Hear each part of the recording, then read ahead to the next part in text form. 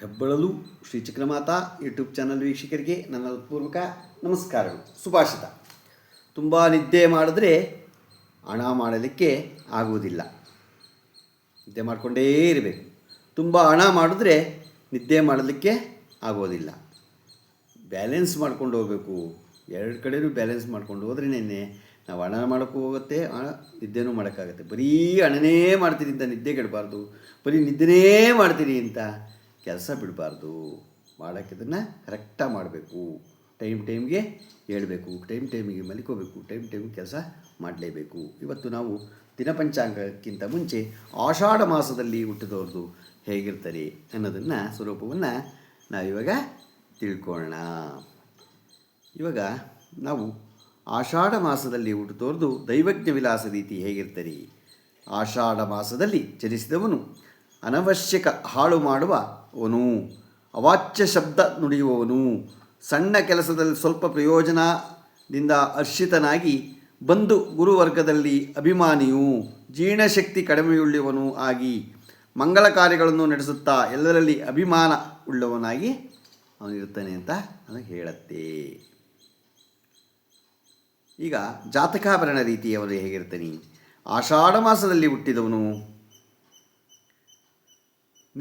ನಿರ್ಧನಿಕನಾಗಿ ಯಾವ ರೀತಿ ಸಹಾಯವಾದರೂ ಎಲ್ಲರನ್ನೂ ಸಹಕರಿಸಿ ಪೂರ್ವ ಕರ್ಮ ಕೃತ ಅನುಸಾರವಾಗಿ ಕಷ್ಟವನ್ನು ಪಡುತ್ತಾ ಉದ್ಯೋಗ ಅನುಕೂಲವಾದ ಕೆಲಸ ಮಾಡುವುದರಲ್ಲಿ ಆಸಕ್ತನಾಗಿ ಕರ್ಮಜನ್ಯ ಬಾಧೆಗಳಿಂದ ಪೀಡಿತನಾಗಿ ಸ್ವಸುಖಕ್ಕೆ ವ್ಯತಿರಿಕ್ತ ಮೂರ್ಖ ಮನೋಭಾವದವನಾಗಿ ಚಿಂತಾಯುಕ್ತ ಅವನು ಆಗಿರ್ತಾನೆ ಅಂತ ಹೇಳುತ್ತೆ. ಯುವನೇಶ್ವರ ರೀತಿ ಹೇಗಿರ್ತಾನೆ ಅವನು ಅನ್ನೋದನ್ನು ತಿಳ್ಕೊಳ್ಳೋಣ.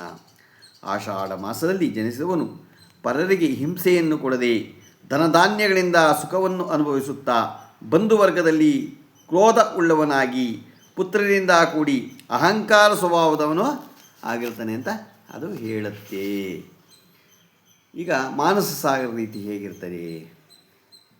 ಆಷಾಢ ಮಾಸದಲ್ಲಿ ಜನಿಸಿದವನು ಮಕ್ಕಳು ಮೊಮ್ಮಕ್ಕಳು ಉಳ್ಳವನಾಗಿ ಶಾಸ್ತ್ರೋಕ್ತ ಧರ್ಮಶಾಸ್ತ್ರಕನಾಗಿ ಹಣದ ಅಭಾವದಿಂದ ಚಿಂತಾಯುಕ್ತನಾಗಿ ಇತರರನ್ನು ಬೇಡಿ ಕಾಡಿಸುವವನಾಗಿ ದೇವತಾತಿಥಿಗಳನ್ನು ಆಚರಿಸುವ ಭಾವನಾಗಿ ಸ್ವಲ್ಪ ಸುಖವುಳ್ಳವನು ಆಗಿರ್ತಾನೆ ಅಂತ ಅದು ಹೇಳುತ್ತೆ. ಈಗ ನಾವು